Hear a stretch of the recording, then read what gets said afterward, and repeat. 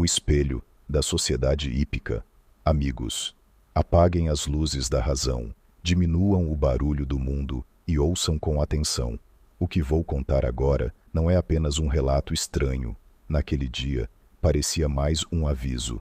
Esta não é uma história de castelos amaldiçoados ou coisa parecida. Essa é a história que aconteceu em um casamento onde eu estava tocando na cidade de Campinas, no final da década de 2000. Dentro dos portões da sociedade hípica, o tempo parecia não ter passado, clube impecável, irretocável em sua beleza. Ali, o que imperava não eram as modas passageiras, mas as tradições de décadas passadas, o protocolo rígido, a prataria de famílias tradicionais da região e uma elegância austera que o dinheiro novo jamais conseguiria comprar. Um lugar onde nada deveria dar errado. Ainda nos dias de hoje, a hípica não é apenas um clube. É um símbolo, campos impecáveis e salões que exalam o poder de gerações. Ali, os casamentos são rituais de linhagem, onde cada detalhe deve honrar o sobrenome que se carrega.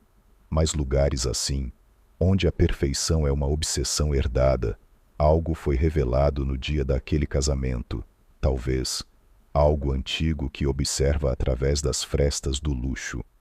A noiva e o controle absoluto.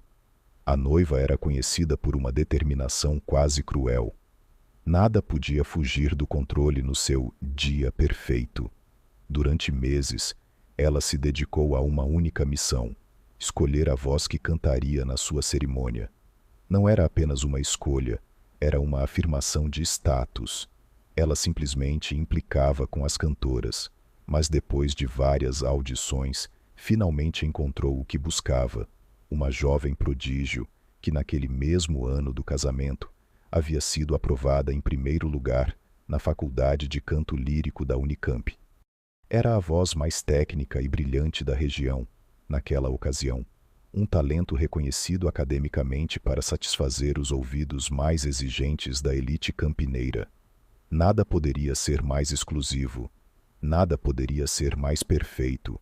O salão e o espelho. O salão principal, onde foi realizado a cerimônia, seguia a estética das grandes recepções de antigamente. Lustres de cristal maciço e arranjos que remetiam aos bailes de gala de décadas passadas. E ali, rompendo o espaço com sua presença imponente, havia um espelho que ficava no meio do salão de festas. Era lindo. Não sei se nos dias atuais ainda existe. O espelho não estava encostado em uma coluna ou parede. Ele reinava no centro, uma peça de herança de décadas, com uma moldura pesada e escurecida pelos anos. Quem circulava pela festa era forçado a encarar o próprio reflexo e o reflexo de todos os outros. O espelho parecia ser o verdadeiro guardião das aparências.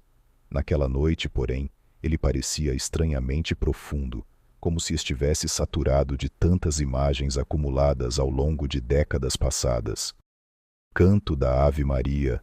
A cerimônia avançava sob o peso da tradição, e chegou o momento da bênção das alianças. A cantora posicionou-se e o salão silenciou.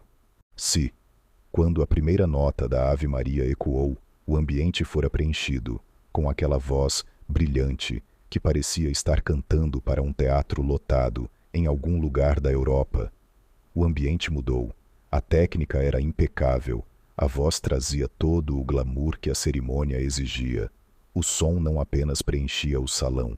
Ele parecia pressionar as paredes, as janelas e, principalmente, o espelho no centro do recinto. O estilhaço. No exato instante em que a melodia da Ave Maria atingia o ápice das partes mais agudas da música, o padre levantou as alianças, direcionando para o centro dos convidados. O silêncio dos presentes acompanhava a tradição, e somente algo com intenções mais fortes fez questão de parar a linda cena. Um som seco, violento, e parecendo que havia recebido uma pedrada, partiu o espelho no meio do salão.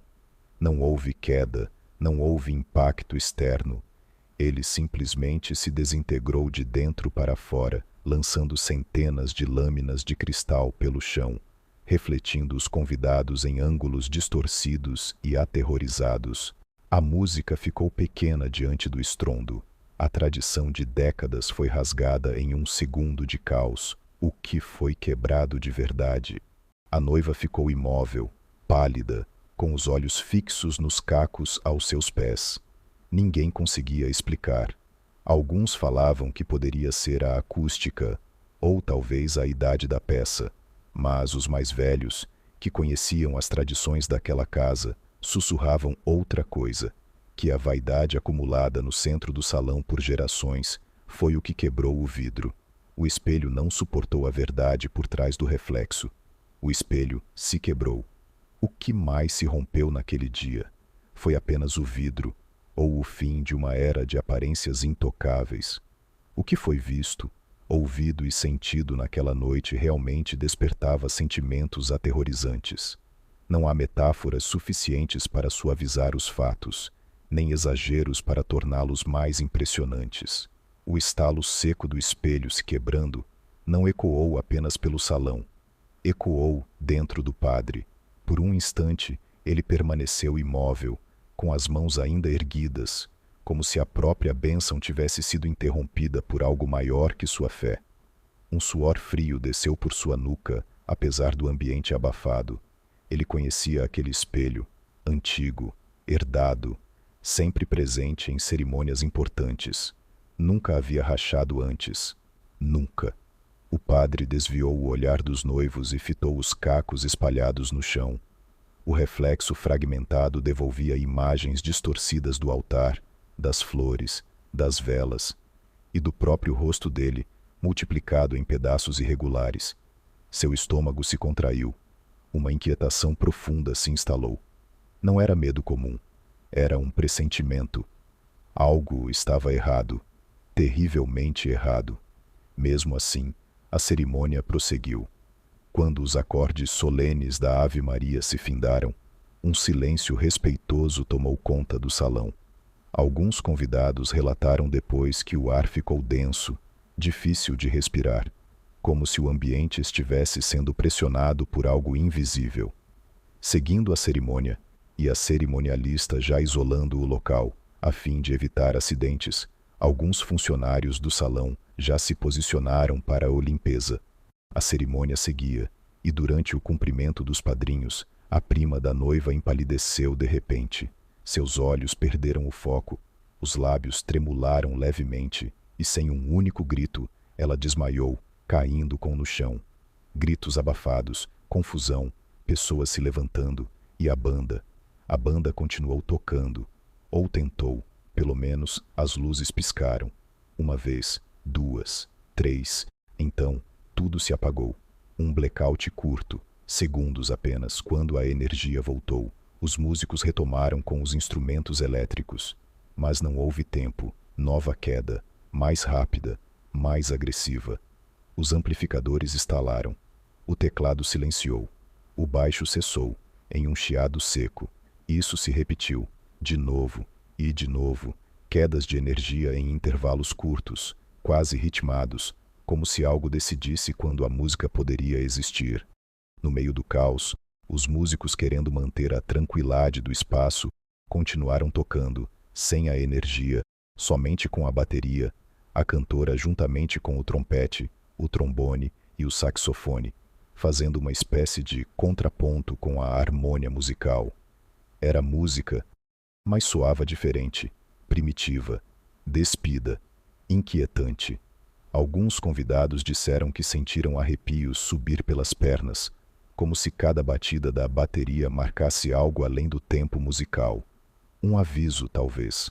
O padre, parado próximo ao altar, apertava o terço com tanta força que seus dedos ficaram dormentes. Ele não cantava, não rezava, apenas observava. Seus olhos iam do espelho quebrado à noiva pálida, da mulher desacordada às luzes que insistiam em falhar. Naquele momento, ele entendeu. A cerimônia não havia sido interrompida. Ela havia sido invadida. E o mais perturbador de tudo era a sensação clara e impossível de ser ignorada. Com muito estilo e classe, Os músicos e o padre conduziram a cerimônia até o fim, como quem atravessa um campo minado, fingindo pisar em pétalas. As vozes ecoavam baixas, respeitosas, mas havia algo nelas que não estava ali por devoção. Era prudência. Cada acorde acústico soava como uma concessão ao inexplicável. Cada palavra do sacerdote parecia escolhida não apenas para abençoar, mas para apaziguar o ar pesado que insistia em não se dissipar. Quando o amém final foi pronunciado, ninguém aplaudiu de imediato. Houve um breve silêncio, denso, quase físico, como se o próprio salão aguardasse algo mais. Então, pouco a pouco, os convidados se moveram, evitando encarar os pedaços do espelho espalhado pelo chão, desviando os olhos uns dos outros, como se todos compartilhassem um segredo que ninguém ousava nomear. A energia elétrica só retornou quase 1 hora depois do encerramento da cerimônia. As luzes acenderam de súbito, frias e impessoais, revelando um cenário aparentemente intacto. Flores no lugar, cadeiras alinhadas e o altar sereno. Ainda assim, algo havia mudado. Não estava nas paredes nem no chão, mas na memória de cada um que esteve ali. Porque, embora a luz tivesse voltado, todos sabiam, naquela noite, algo fora definitivamente apagado.